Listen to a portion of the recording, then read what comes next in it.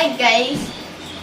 Today, ang gagamitin nating abono ay dumi ng rabbit. Tutulungan ako ng tatay ko. Yun. Paano yun, Daddy? Bilang ko lang.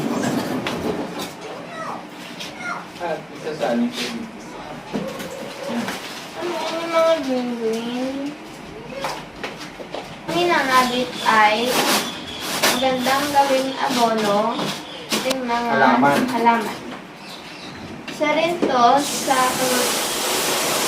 pagpapalusog ng mga halaman o ay malaman sa fiber.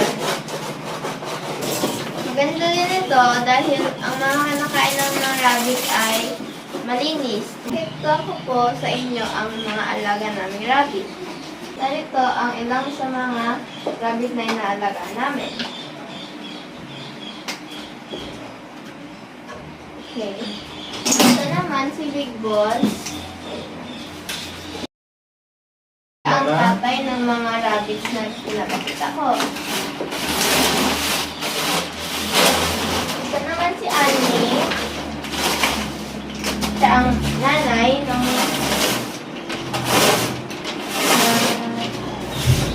mga rabbit. May buntis yan, mga anak ko. Buntis po siya and Mga anak ko siya. mga anak ko po siya. Ito naman po si Starlight. Meron na po siyang anak. Hindi ko mabuha ng Anin. anim daw po yung anak niya.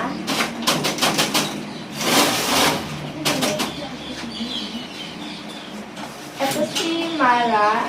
Isa lang po yung anak niya.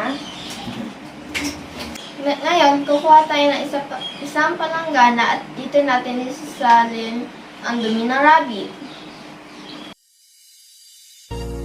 Broken out the pieces I've been shaping lately. Focused on the things that didn't make no sense. Guess that growing up was never meant to be easy. Hahaluan natin ito ng lupa bago natin ilagay sa halaman. Ngayon, pupunta na tayo sa ating mga halaman.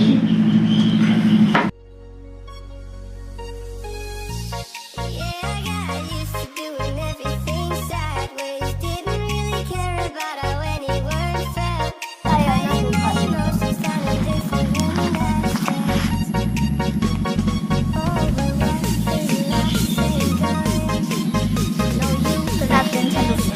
don't, 'cause it's a part of you that will make you break up lies. I'm not gonna fight back what I've become. Yeah, I got bruises where I came from, but I wouldn't change if I could restart. I ain't gonna hide these beautiful scars. I've been going way too hard on myself. Guess that is the reason.